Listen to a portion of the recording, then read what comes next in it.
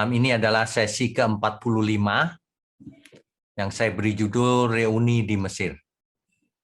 Bagi Bapak Ibu yang mengikuti online Bible Study ini secara urut, maka akan mengerti lanjutan dari kisah ini. Nah, bagi Bapak Ibu yang baru bergabung atau yang belum lengkap, segera mengejar dari sesi 1 sampai 45. Karena nanti akan kita lanjutkan terus.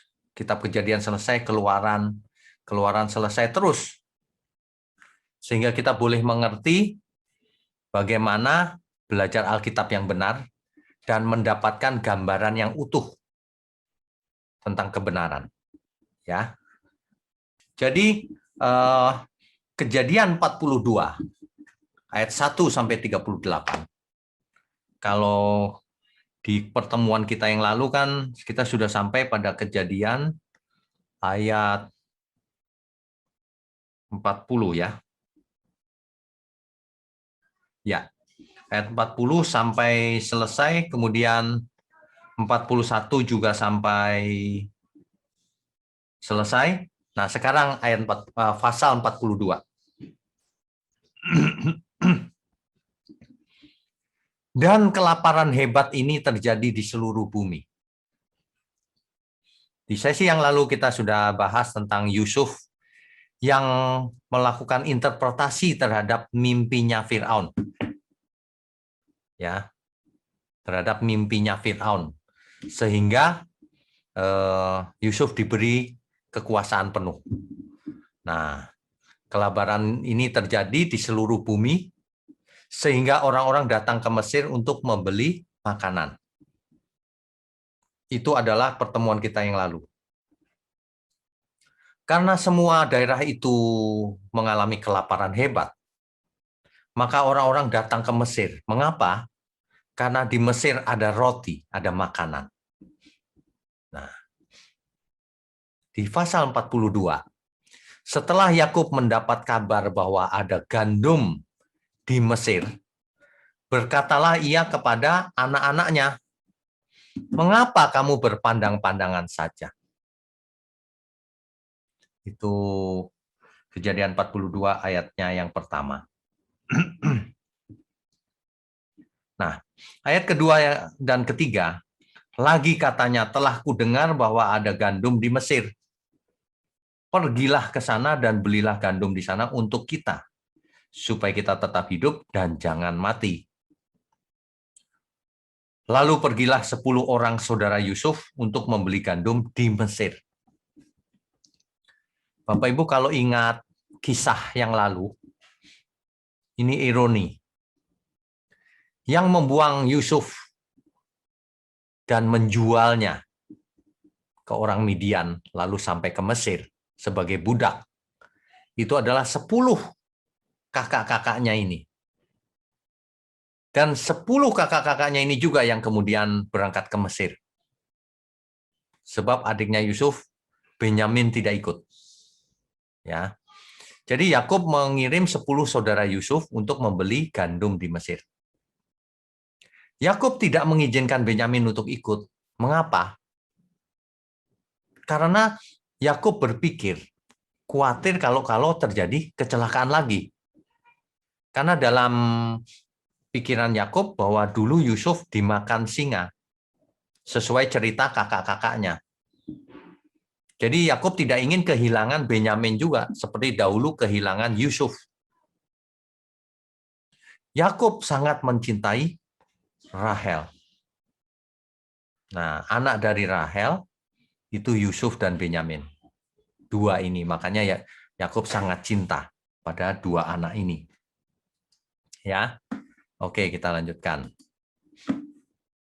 Sementara itu Yusuf telah menjadi mangku bumi, menjadi penguasa nomor 2. Kita sudah bahas ya di sesi yang lalu. Semua ada dalam tangannya Yusuf, penuh, kecuali istana tetap miliknya Firaun. Bapak Ibu yang belum ikut sesi yang lalu silakan mengulang, karena di YouTube ada. Dialah yang menjual gandum kepada seluruh rakyat di negeri itu, di Mesir. Jadi ketika saudara-saudara Yusuf ini datang, kepadanya lah mereka menghadap dan sujud dengan mukanya sampai ke tanah. Mereka tidak mengenal Yusuf, karena Yusuf sudah berubah kali ya. Lalu Yusuf ingat akan mimpinya dulu. Kejadian 42 ayat 9 itu. Kita bacanya nggak urut banget ya, nanti dibaca sendiri karena tidak akan selesai kalau urut. Lalu teringatlah Yusuf akan mimpi-mimpinya tentang mereka. Yusuf ingat mimpinya dulu. Oh, rupanya mimpinya jadi kenyataan sekarang. Gitu. Ya. Ini kisah ini sangat bagus untuk direnungkan, untuk dimengerti dengan baik. Kita nanti akan lihat kisah ini sangat mengharukan sebenarnya. Jadi semacam reuni keluarga. Bedanya seluruh kakak-kakaknya nggak tahu bahwa itu Yusuf. Nah, mimpi Yusuf digenapi. Itu sudah kita bahas di sesi-sesi yang lalu, Kejadian 37 ayatnya yang ke-7. Tampak kita sedang di ladang mengikat berkas-berkas gandum, lalu bangkitlah berkasku dan tegak berdiri. Kemudian datanglah berkas-berkas kamu sekalian mengelilingi dan sujud menyembah kepada berkasku itu. Dahulu kakak-kakak Yusuf marah terhadap Yusuf mendengar mimpi ini. Dipikir Yusuf mau jadi raja di antaranya. Ternyata itu memang menjadi kenyataan. Yusuf menjadi raja bagi mereka. Mereka menyembah mukanya sampai di tanah. Benar-benar menundukkan sampai wajahnya menyentuh tanah. Ya. Nah, kalau kita baca lengkap, Kejadian 42 ayat 9 sampai 11. Lalu teringatlah Yusuf akan mimpi-mimpinya tentang mereka. Berkatalah ia kepada mereka, kamu ini pengintai, mata-mata. Kamu datang untuk melihat-lihat di mana negeri ini tidak dijaga. Rupanya Yusuf punya rencana. Menggertak seluruh kakak-kakaknya ini yang tidak mengenalinya. Kamu mata-mata, gitu kira-kira. Tapi jawab mereka, tidak tuanku, hanyalah untuk membeli bahan makanan hamba-hambamu ini datang. Cuma mau beli makanan. Kami ini sekalian anak dari satu ayah. Kami ini orang jujur, kata kakak-kakaknya Yusuf nih. Hamba-hambamu ini bukanlah pengintai atau mata-mata. Tetapi Yusuf berkata pada mereka, tidak, kamu datang untuk melihat-lihat di mana negeri ini tidak dijaga. Ini memang apa ya, saudara-saudaranya ini, kalau dalam bahasa kita itu kepo. Nggak ditanya, cerita sendiri. Ini ayat 13. Lalu jawab mereka, hamba-hambamu ini 12 orang. Padahal nggak ditanya loh. Kami bersaudara anak dari satu ayah di tanah Kanaan. Tetapi yang bungsu sekarang ada pada ayah kami. Kan cari penyakit cerita-cerita begitu. Dan seorang sudah tidak ada lagi. Untuk apa cerita begitu sebenarnya? Ya kan? Lalu kata Yusuf kepada mereka, sudahlah. Seperti telah kukatakan kepadamu tadi, kamu ini mata-mata, pengintai. Nah, Yusuf sebenarnya ada maksud, Bapak Ibu sekalian, saudara. Di ayat 15-nya itu jelas. Dalam hal ini juga kamu harus diuji demi hidup Fir'aun. Kamu tidak akan pergi dari sini jika saudaramu yang bungsu itu tidak datang kemari. Rupanya Yusuf pengen ketemu adiknya yang bungsu, yang seibu dengan dia, yaitu Benyamin. Ya, nah, jadi Yusuf berkata begini, suruhlah seorang daripadamu untuk menjemput adikmu itu, tetapi kamu ini harus tinggal terkurung di sini. Dengan demikian perkataanmu dapat diuji apakah benar, dan jika tidak, demi hidup Fir'aun, sungguh-sungguhlah kamu ini mata-mata atau pengintai.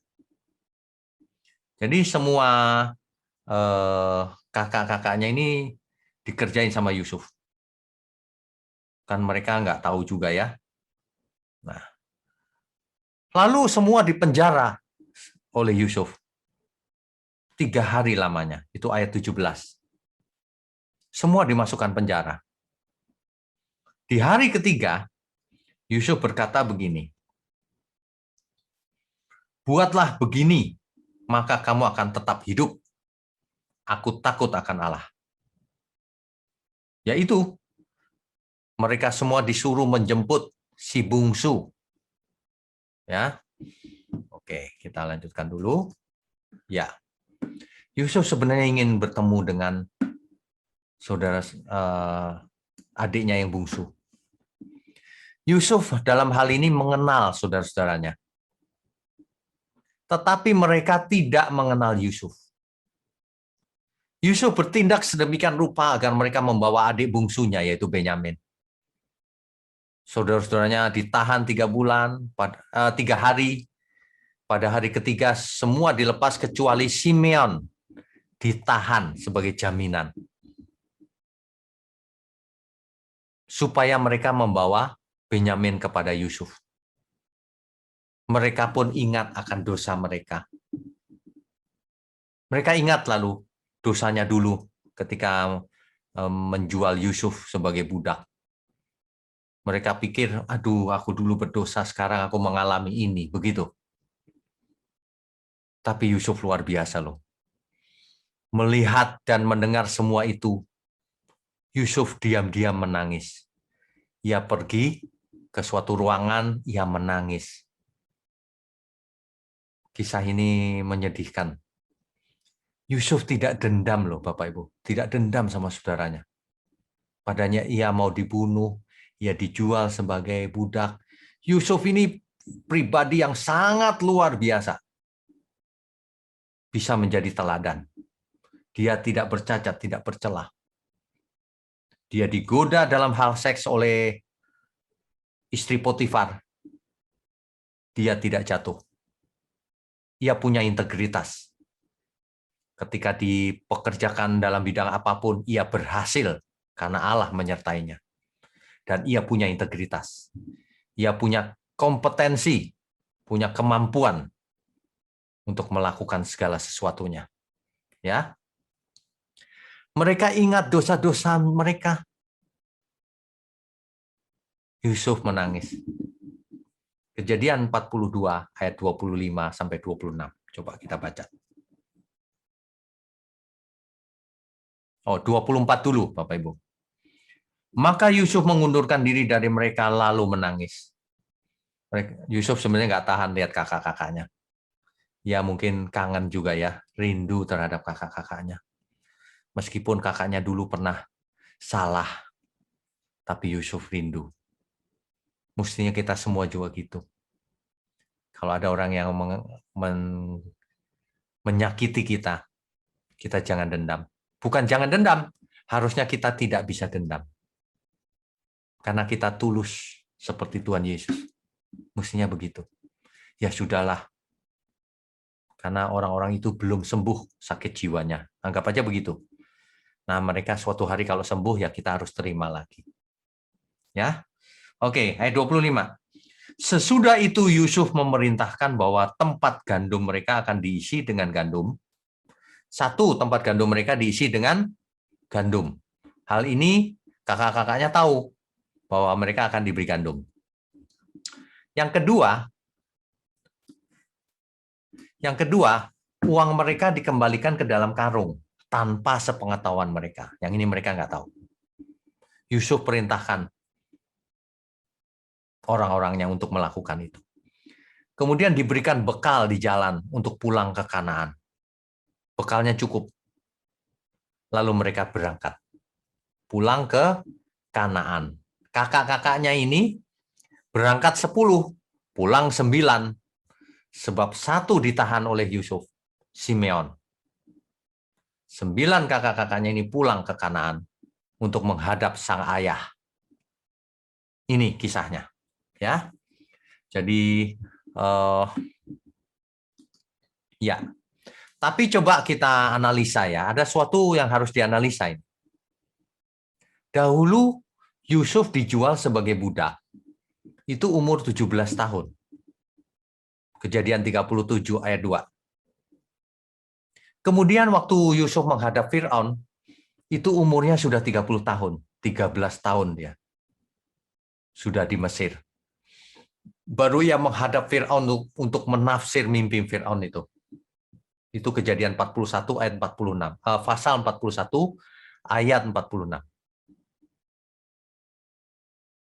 Ya. Setelah itu terjadi masa kelimpahan 7 tahun. Ya. Nah, kemudian disusul oleh kelaparan 7 tahun. Ya. Nah, jadi minimal 20 tahun sejak Yusuf dijual oleh kakak-kakaknya, baru Yusuf bertemu dengan kakaknya lagi. Dilihat saja, dari 17 tahun ke 30 tahun kan sudah 13 tahun. Minimal 7 tahun kemudian masa kelimpahan, kakaknya datang. Nah, itu sebabnya kakak-kakaknya sudah tidak mengenal Yusuf. Sebab sudah berpisah 20 tahun.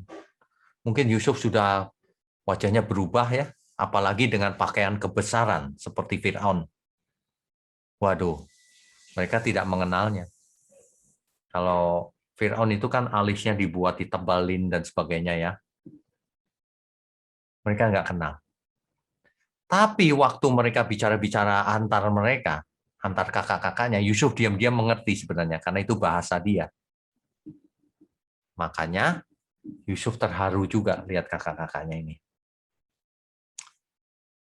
Oke, dari mana kita tahu sudah minimal 20 tahun Yusuf tidak bertemu dengan kakak-kakaknya? Dari analisa ini. Jadi bisa disimpulkan. Jadi kita tidak boleh sembarangan mengambil kesimpulan dari Alkitab tanpa analisa yang berdasarkan Alkitab. Nah, analisa yang berdasarkan Alkitab itulah yang disebut Alkitabiah, bukan ayatiah. Seringkali kesalahan banyak orang adalah orang-orang inginnya Alkitab itu menulis secara eksplisit di satu kalimat. Tidak selalu begitu. Kita harus mengumpulkan informasi yang ada di Alkitab untuk membuat suatu kesimpulan. Dahulu ada yang tanya kepada saya, Pak, di Alkitab itu kan tidak ada ya Pak, dilarang merokok, no smoking. Ya tentu saja tidak ada, tapi bukan berarti boleh. Bagaimana caranya kok Alkitab bisa melarang merokok atau apa? Ya, ayat-ayat yang lain kalau kita rangkai itu artinya jelas. Baik aku makan, minum, apapun lakukan untuk Tuhan. Gitu ya. Jadi Bapak Ibu harus bisa menganalisa Alkitab. Untuk itu tapi diperlukan data-data yang lengkap. Ya, itu. Nah, oke. Kita lanjutkan lagi.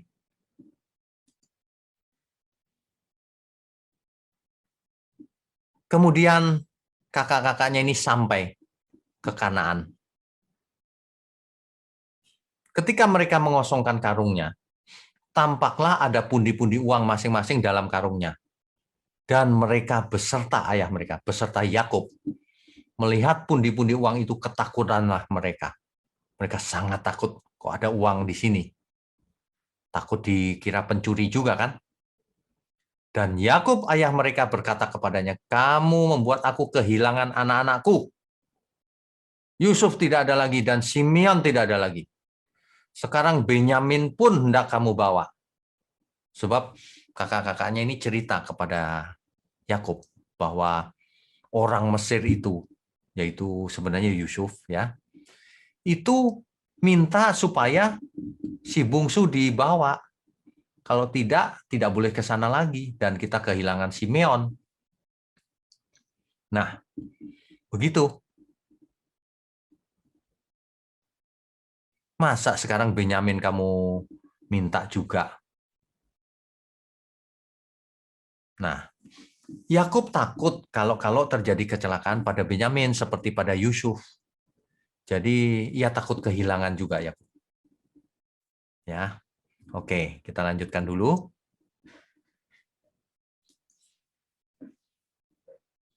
Akhirnya persediaan roti dimakan terus ya pasti habis.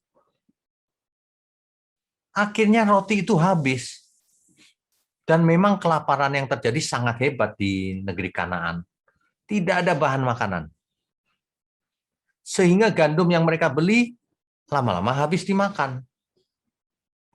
Lalu Yakub meminta mereka membeli lagi ke Mesir. Yakub minta mereka beli lagi ke Mesir. Tetapi Yehuda mengingatkan bahwa tanpa membawa Benyamin mereka tidak akan diterima di Mesir. Akhirnya Yakub tidak punya pilihan lain. Daripada mati semua nggak ada makanan, ya udah akhirnya Yakub merelakan Benyamin untuk dibawa. Dan Yakub pun sudah siap untuk kehilangan Benyamin seandainya terjadi apa-apa dengan Benyamin. Ini kalau kita baca Kejadian pasal 43 ayat 1 sampai 15. Ini ringkasannya Bapak Ibu. Kita tidak akan baca per ayat, Bapak Ibu bisa baca per ayat. Ya. Tapi ringkasannya begini. Sebab kita belajar dengan waktu yang terbatas, kita hanya akan membahas yang penting-penting saja. Oke. Nah, ketika Yusuf, lalu kakak-kakaknya ini kembali ke Mesir menghadap Yusuf beserta Benyamin. Ketika Yusuf melihat bahwa mereka membawa Benyamin, maka Yusuf menjamu mereka untuk makan semeja bersama Yusuf. Bapak Ibu perlu kita ketahui bahwa orang Mesir itu tidak mau makan semeja dengan orang asing. Itu merupakan kekejian bagi mereka. Nah, tapi Yusuf menjamu mereka untuk makan semeja. Padahal sebagai pihak Mesir, mestinya Yusuf tidak makan semeja, tapi Yusuf mengajak mereka makan semeja. Itu sangat tidak umum loh. Biasanya orang Mesir tidak akan makan semeja dengan orang asing itu, ya. Nah, itu sebabnya kakak-kakaknya ini takut. Maksudnya apa ini kalau diajak makan? Takut. Hati Yusuf sempat terharu karena merindukan Benyamin. Lagi-lagi Yusuf masuk ke kamar dan menangis. Yusuf ini luar biasa ya. Hatinya lembut, saudara. Hatinya lembut. Ia menangis melihat Benyamin. Meskipun mula-mula kakak-kakaknya ini takut ketika duduk di meja makan. Akhirnya Yusuf berajak bicara dan sebagainya. Akhirnya mereka bersukaria makan bersama Yusuf. Ya, oke. Nah, ini yang jadi masalah ini bagi mereka semua nih. Yusuf tidak ingin berpisah lagi dengan adiknya Benyamin. Untuk itu ia merekayasa. Pialanya ditaruh di karungnya Benyamin. Sehingga ia punya alasan untuk menahan Benyamin. Dan benar saja, ketika mereka dilepas oleh Yusuf, seluruh rombongan, yaitu 10 kakak-kakaknya dan Benyamin, adiknya, dilepas, mereka pulang ke Kanaan, membawa gandum lagi. Tetapi sesuai dengan rencananya Yusuf, rekayasanya Yusuf, piala yang ditaruh di karungnya Benyamin itu, itulah untuk menahan Benyamin. Dan benar saja ketika mereka baru saja sampai di luar kota, dikejar oleh orang suruhannya Yusuf untuk memeriksa karung-karung mereka. Mereka tentu saja diperiksa nggak merasa ya, karena ini jebakan sebenarnya. Dan kedapatan bahwa di karung Benyamin piala itu ditemukan. Ternyata ada di karung Benyamin. Sehingga Benyamin harus dibawa lagi menghadap Yusuf. Melihat hal itu, Yehuda berusaha membela Benyamin. Ia berkata bahwa Benyamin harus pulang. Jika tidak ayahnya mati nanti. Yakub sudah berkata bahwa kalau dia kehilangan lagi, dia akan turun ke dalam dunia orang mati. Artinya mati. Yehuda membela Benyamin. Untuk itu, seluruh kakak-kakaknya balik lagi ke istana. Mereka juga nggak berani pulang. Mereka balik lagi ke istana untuk bicara kepada Yusuf. Sebenarnya mereka tidak tahu apa-apa. Dan Benyamin tidak mungkin mengambil piala itu. Ya, semua balik ke istana. Nah, itu Kejadian 44 dari ayat yang pertama sampai ke 34. Panjang loh ceritanya Yusuf ini. Bapak Ibu, mengapa ya kisah Yusuf kok di Alkitab itu ditulis panjang lebar? Karena sangat istimewa. Dan banyak sekali yang kita bisa pelajari di sini. Kita lanjutkan dulu ya.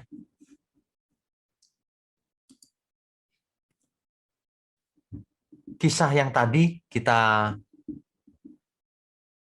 berhenti dulu sampai di sana karena akan kita lanjutkan ke berikutnya di sesi Rabu depan. Tetapi ingat, kalau kita belajar kitab Kejadian, itu tujuannya adalah nubuatan yang di Kejadian 3 ayat 15 itu, proto-evangelium, proto-euangelion, atau proto-injil, Injil yang pertama, kabar baik yang pertama. Masih ingat ya, di sesi-sesi yang lalu sudah kita bahas, bahwa keturunan perempuan itu akan meremukkan kepala si ular. Artinya, nubuatan tentang Mesias. Jadi kalau kita belajar kitab Kejadian, jangan tenggelam pada silsilah-silsilah tanpa pengertian. Itulah sebabnya orang membaca Perjanjian Lama sulit, ngantuk, kata orang-orang. Karena begitu ada silsilah, ini anaknya ini anaknya ini, waduh, orang langsung pusing. Padahal itulah intinya dari kitab Kejadian. Garis keturunan Mesias, itu tujuannya. Kedatangan Mesias. Jadi semua ini dalam rangka nanti Mesias lahir. Gitu. Ya.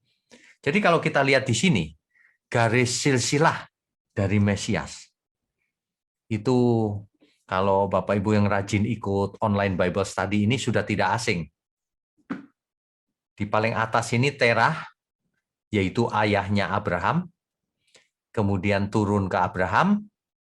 Abraham punya anak Ishak dan Ismail.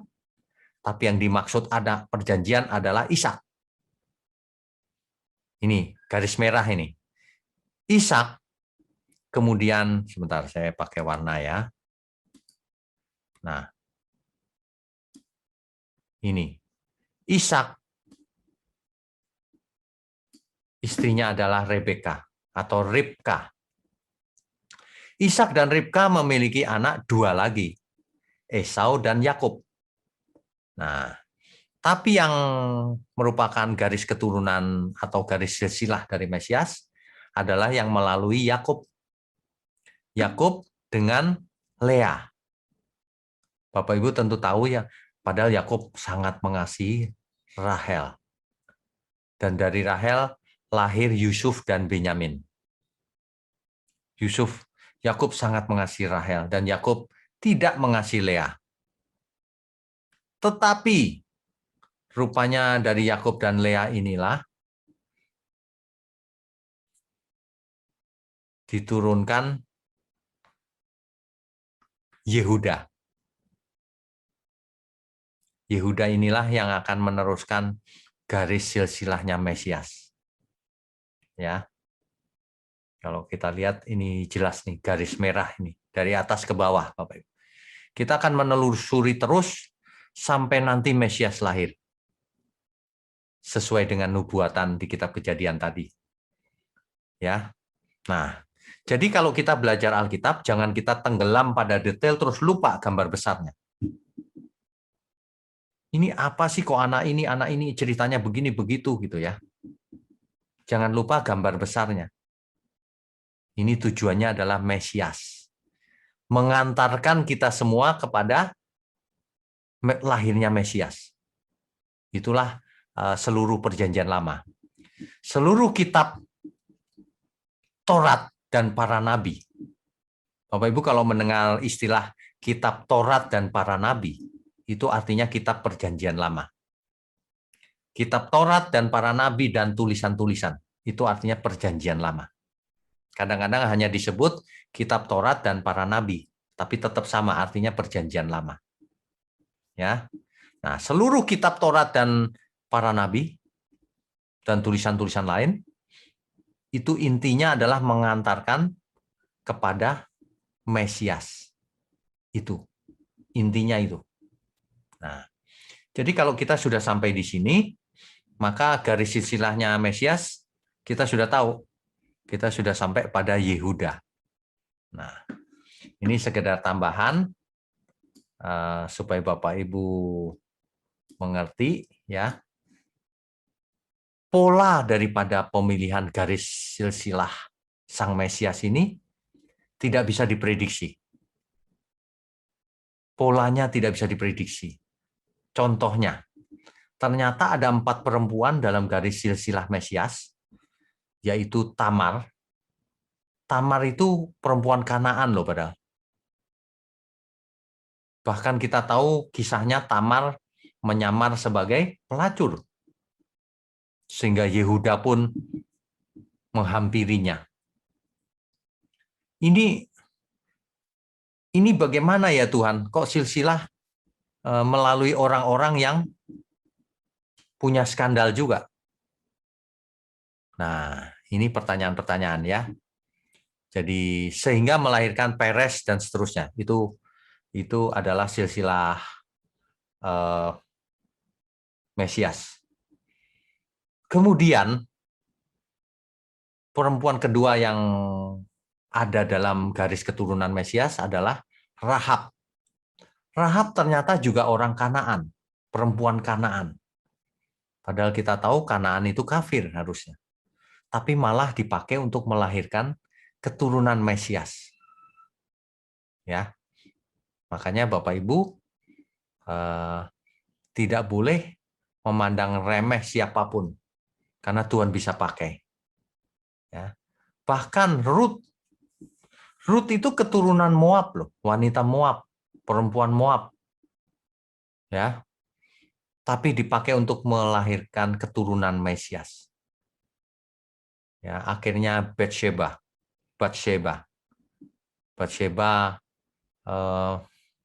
itu pun ada skandal dengan Daud, kita tahu.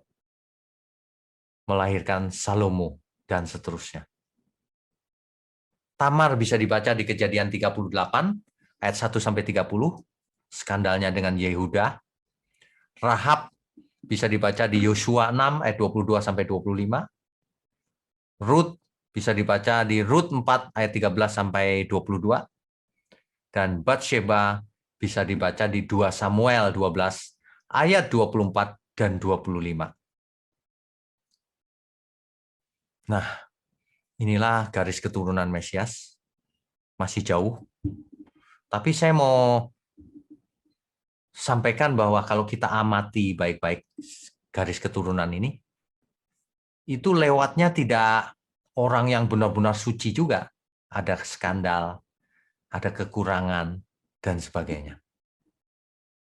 Ya, kita lanjutkan dulu. Loh, kok begini?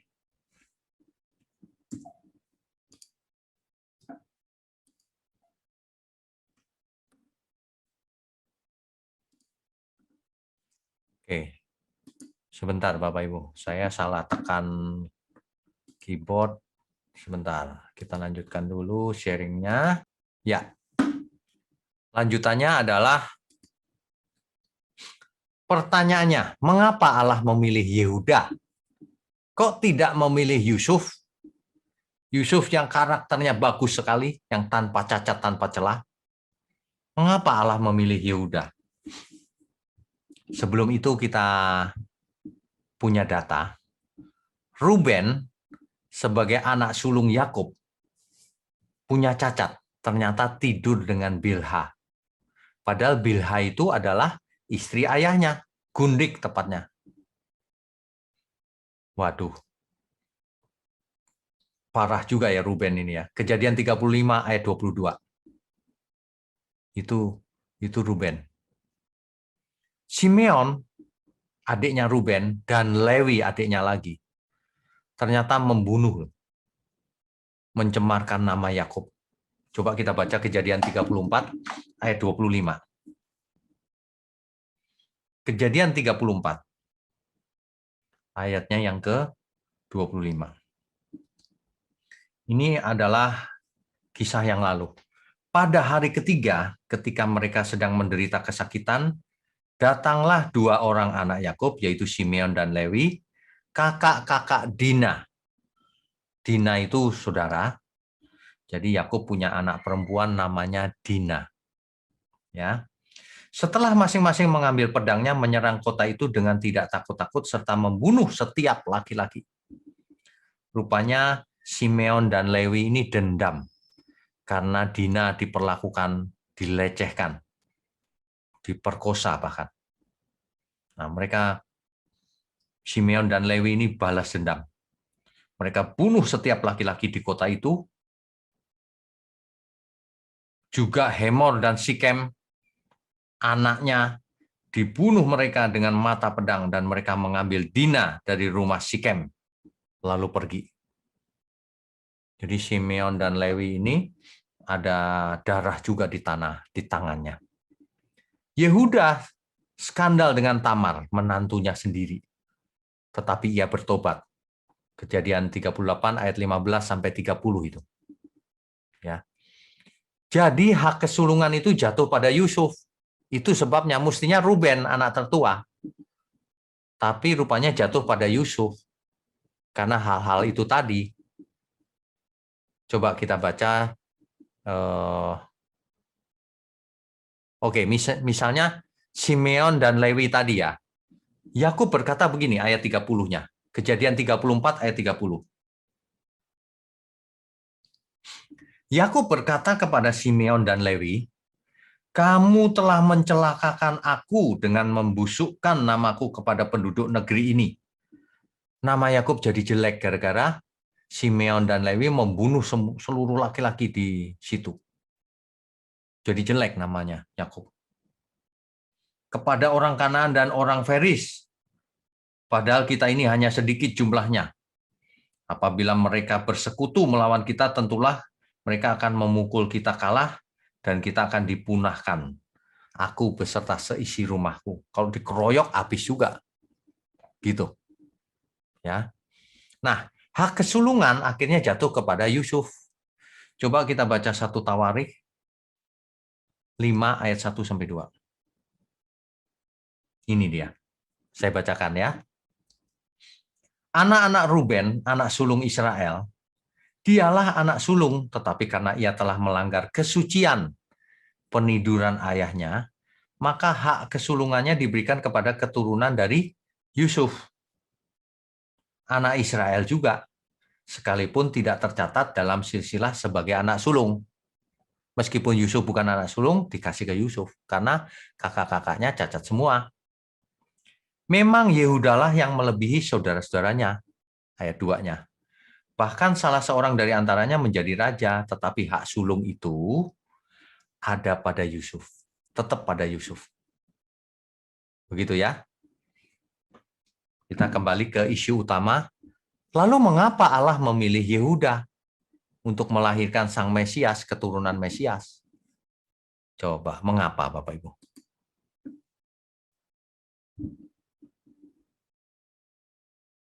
Ini buktinya ada di Kejadian 49 ayat 8 sampai 10. Coba kita baca dulu ya. Kejadian 49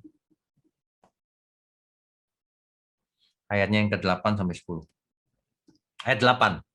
Yehuda, engkau akan dipuji oleh saudara-saudaramu.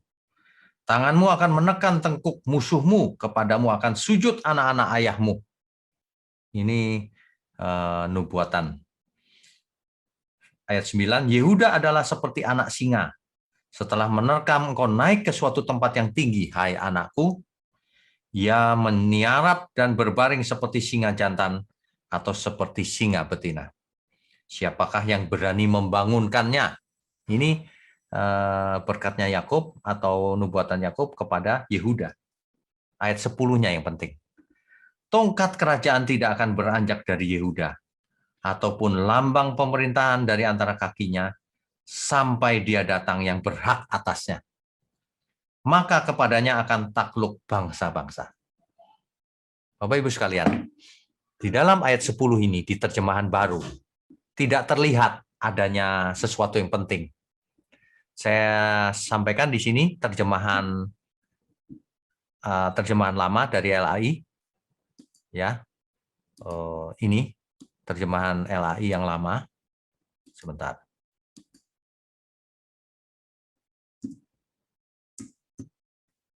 Ini. Di situ saya bacakan bahwa tongkat kerajaan itu tiada akan undur daripada Yehuda, dan pemberi hukum pun tidak dari antara kakinya, sehingga datanglah Shilo. Maka kepadanya lah segala bangsa akan menurut. Ini terjemahan lama ya. Jadi Bapak Ibu kalau lihat di terjemahan baru, beda. Nah, di dalam bahasa Ibraninya, Kejadian 49 ayat 10 ini, ada kata Shilo itu tadi. Shiloh dalam bahasa Ibrani. Itulah gelar Mesias. Sehingga datanglah Sang Mesias. Jadi rupanya memang Yehuda dinubuatkan untuk memberikan keturunan turun-temurun sampai datangnya Mesias. Ya. Jadi mengapa Yehuda dipilih? Coba mengapa Bapak Ibu? Ini adalah sesi 46 kasih Yesus. Kasih Yusuf, maaf. Ya. Kita stop dulu share-nya. Nah, pertanyaannya belum terjawab. Mengapa Allah memilih Yehuda dibandingkan dengan Yusuf? Mengapa ya? Kalau pikiran manusia pilihnya Yusuf. Tapi Allah memilih Yehuda. Atau kalimat yang ini, tetapi Mesias lahir dari keturunan, garis keturunannya Yehuda. Tidak seorang pun bisa memberi alasan yang tepat. Mengapa begitu? Kenapa? Karena itulah kedaulatan Tuhan. Kalau mau pakai alasan tadi itu, Ruben jatuh, Simeon dan Lewi jatuh, ya, Yehuda yang nggak jatuh. Yehuda pernah jatuh juga ternyata, meskipun bertobat akhirnya ya. Nah, Yusuf yang tidak pernah jatuh. Jadi ini adalah murni adalah kedaulatan Tuhan. Kalau Tuhan berdaulat, ya kita tidak bisa argue atau argumentasi apapun. Tapi saya percaya bahwa apapun yang Tuhan lakukan, ada alasannya. Kalau saya perhatikan, kalau kita perhatikan, itu garis keturunan Mesias itu tidak lahir dari seluruhnya Israel. Hasil juga kawin campur dengan orang-orang Kanaan yang dikatakan kafir. Mengapa? Ya kita tidak tahu karena tidak ditulis di Alkitab.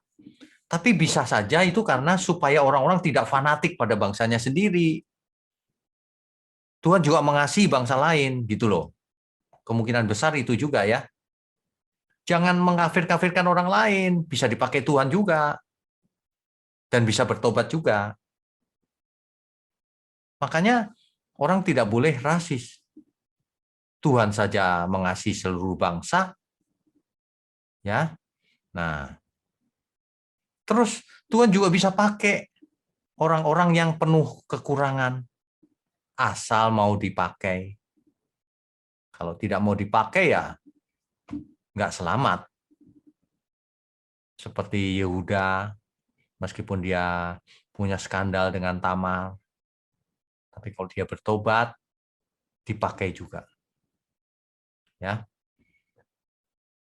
Jadi kalau kita bertanya-tanya segala sesuatu, Terkadang memang jawabannya bisa beberapa macam, dan itu sengaja. Coba bayangkan, Mesias lahir dari hasil keturunan perempuan Kanaan. Tamar, Rahab, itu Kanaan itu. Kok bisa? Ya memang begitu. Memangnya ada masalah? Tidak ada masalah. Ada bahkan Moab, dari bangsa Moab, Rut contohnya. Ya, kecuali Batsheba itu memang Israel.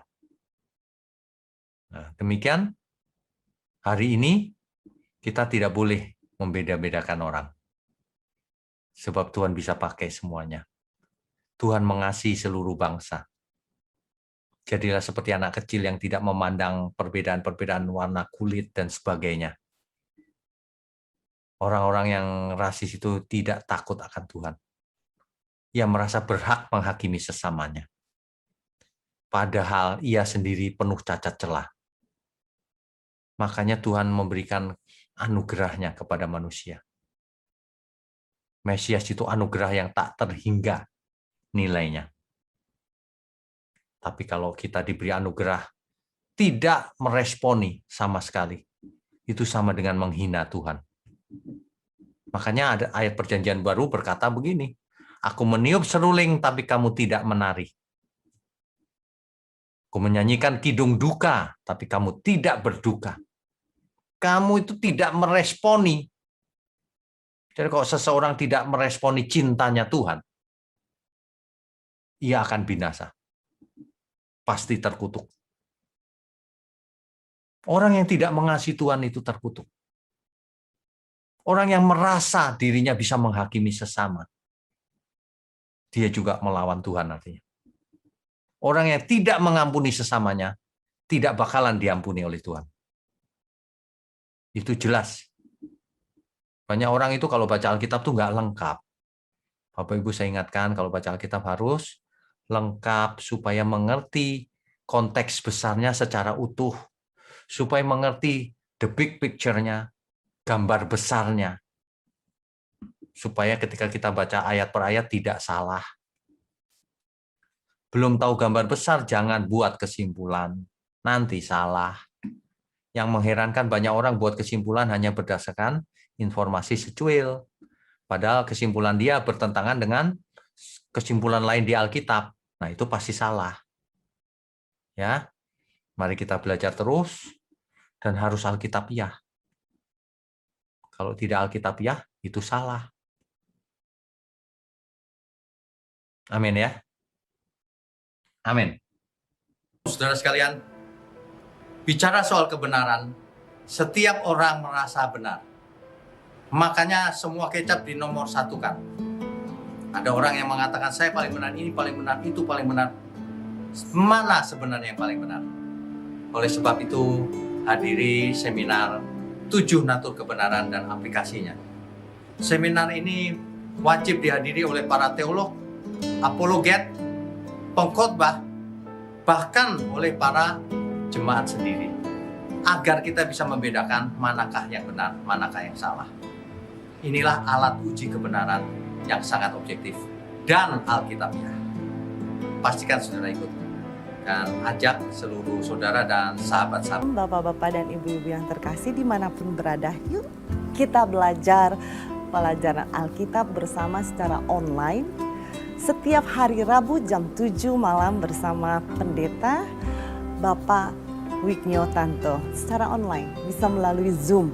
Tetapi kita harus mendaftarkan dulu ke nomor berikut ini. Selamat bergabung dan Tuhan Yesus memberkati.